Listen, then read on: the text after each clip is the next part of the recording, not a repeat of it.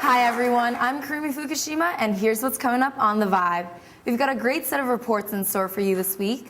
We'll kick it off with Pete Ferrara interviewing alumnus Jeffrey Robinson, discussing the importance of the upcoming midterm elections. Also, we've got Stephen Macurdy with insight to local political leaders and how their policies affect issues you care about. Next, see what happens when students take the weekly crime log into their own hands. And finally, we'll wrap things up by letting you in on some of the best kept secrets here at Lafayette. So let's get started with Katie Roberts and the weekly calendar. This week looks like we have a pretty week planned ahead of us. First, on Saturday, we have the Landis Community Outreach Center organizing our annual Lafayette Make a Difference Day. And continuing on that Saturday, Lafayette will be having their semi-annual drawing marathon from 12 o'clock until midnight. And finally, on Saturday evening, the Hispanic Society of Lafayette will be hosting their Noche de Cultura from 7 to 9 p.m. And on Monday, the GLBTQ will be having a discussion on the recent issues of cyberbullying, privacy, and suicide, unfortunately, that hopefully everyone can make. And that's it for this week. Hope you guys can make it. Thanks, Katie. Lots to look forward to. For more events on campus, make sure to check out the college's online calendar. Now let's go to the news desk with Kristie Cavanagh from the Lafayette to take a look at this week's top story. They came looking for Russell Crowe.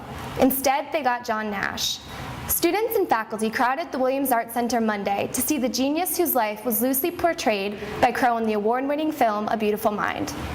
Nash also earned the John von Neumann Theory Prize for his work, which has become known as the Nash Equilibrium. He also won the Nobel Prize in Economic Sciences in 1994 for his work on the game theory. During his speech, Nash read aloud a speech from a PowerPoint presentation. Ideal Money and Asymptotically Ideal Money was brought to campus through the efforts of the first-year seminar in the media, the Policy Studies program, and the Economics and Math departments. According to economics and math major Blagojevich Beychev, I've never thought of money as a means of utility. He opened my eyes to it. Nash developed the ideal money theory and said he has been speaking and writing about it for a while now. According to Associate Professor of Economics Christopher Rubeck, without the concept of Nash equilibrium, we would not know about 90% of how firms with market power interact. Thanks, Kristie. All right, well, many political analysts are calling this a historic midterm election. Lafayette's very own Peter Ferrara interviews expert Jeffrey Robinson to explain. Welcome to the show. Hi, Peter. It's good to be here. Now, we currently have a Democratic majority in both the House and the Senate, as well as a liberal president. But pollsters all across the country, from Rasmussen to Gallup, are predicting a drastic change, with the chance for Republicans winning back both majorities. Is an expected shift of 40-plus seats in the House and double digits in the Senate typical? Or is this, if it follows through, the type of shift that happens only once in a generation?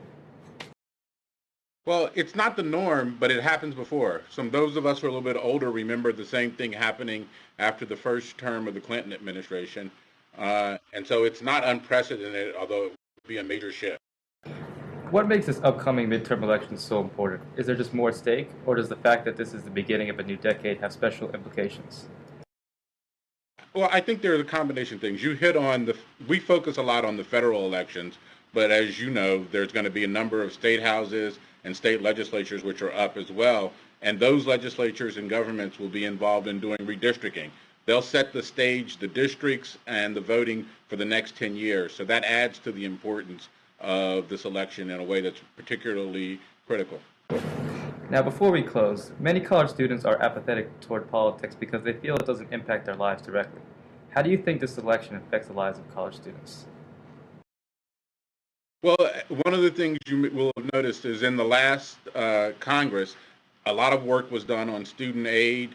They changed the way the student loan program works. These are things that are real and immediate for college students, in addition to the larger issues that affect all of Americans. So it's important for college students, like everyone, to get out and see that their preferences are felt, because they're the ones who are going to have to live with it for the longest period of time. Well, that's all the time we have. Thank you so much for joining us, and we'll be watching intently November 2nd. Thank you, Peter. It's more important than ever to pay attention to the issues you're voting for. With only 12 days until the midterm elections, here's Stephen to tell us more about the most heated races in our area. Thanks, Kurumi. Yeah, so I just wanted to draw some attention to the elections, and they're right around the corner, November 2nd. And I kind of just wanted to highlight some of the issues that are important to you, the voters. So to give you a little bit of background, there are 37 Senate seats up for grabs, and many more in the House of Representatives. Additionally, there are gubernatorial races, which is elections for governors, one of which is happening in Pennsylvania. So what are the most important issues for a voter like you? Is it healthcare reform? Maybe is it unemployment rate and the economic conditions? Is it the environmental impacts of our energy policy? You know, these are just some of the main issues that politicians are focusing on, and it's something that you should be aware of. But that's not the only issue that you should really be aware of. You should also be aware of the politicians that are running in your state and know what they're advocating for. So we've kind of highlighted some states in the surrounding area, some of the campaign races, just to give you a little idea of what's going on. From Connecticut, Chris Dodds was a likely re-elected senator. However, he decided to retire, leaving the platform open for Richard Blumenthal. He will be up against Linda McMahon, who is the World Wrestling Entertainment CEO. From Delaware, Mike Castle was an early lead until he was upset by Christine O'Donnell. She took the stage and is running up against Chris Coons. From New York, Jay Towson is running up against Chuck Schumer, who is running for his third term as Democratic nominee. And finally, from Pennsylvania, we have our gubernatorial race and Senate election. For the Senate, Pat Toomey is up against Joe Sestak, who's running for his first term. Pat Toomey overcame Arlen Specter, who is elected to the Senate many years in a row. And finally, for governor, we have Dan Honorado up against Tom Corbett. As many of you have probably seen, their campaign ads are pretty heated right now, and take a look on television, you can see some of their commercials. First, you must identify what is the most important issues to you, and then understand what politicians are advocating those issues and will most likely bring change. Kurumi, that's about it for me. I'll send it back to you. Thank you, Stephen. Well, it's time to take a peek at a segment from my favorite and everyone's favorite section on the paper, the Lafayette Crime Log. Mike Suchesky helps out public safety by solving an incident currently under investigation. It was a typical Friday afternoon when I sat down to read the Lafayette newspaper. I opened up to my favorite section, the crime log. I couldn't help but notice one particular story.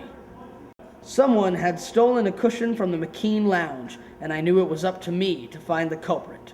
First, I began searching the scene of the crime for clues. Using my detective skills, I spotted a footprint heading out the door. After examining this evidence, I thought of a few places to start my search. I searched the dorm rooms in the area, found nothing. So I devised a list of potential places where the thief may have hid the cushion. First on the list, Farranon, aka Fnon. I searched Lower Non and Upper Non. Nothing but food, garbage, and disgruntled workers. On to Skillman. After going up and down the aisles of bookshelves, I stumbled upon another clue. I knew exactly where to go next. Aha!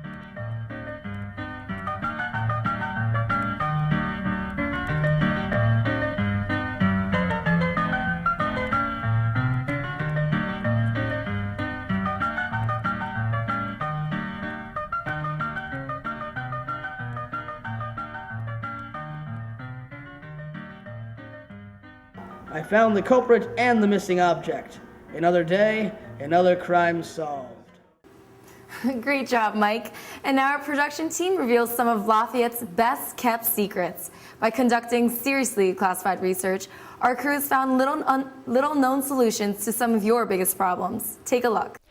Whenever I have a lot of work to do, I always go to Skillman Library. But it's always so loud and there are so many distractions. And then when I finally start to get some work done, a friend always interrupts.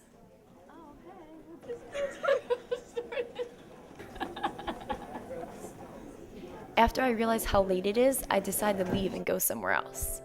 Soul's Study Lounge is the perfect place to get work done. It's so quiet and no one is ever there. Plus, it's open 24/7 and checkpoint accessible. When I finish my work, I like to reward myself with a snack from Gilbert's. Okay, what's the problem? This milkshake is too thick. Too thick? Really?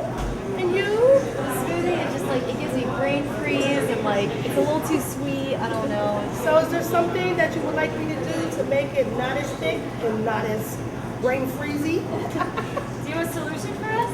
Well, let me see. Maybe I could mix the milkshake with the smoothie, kind of like a smoky.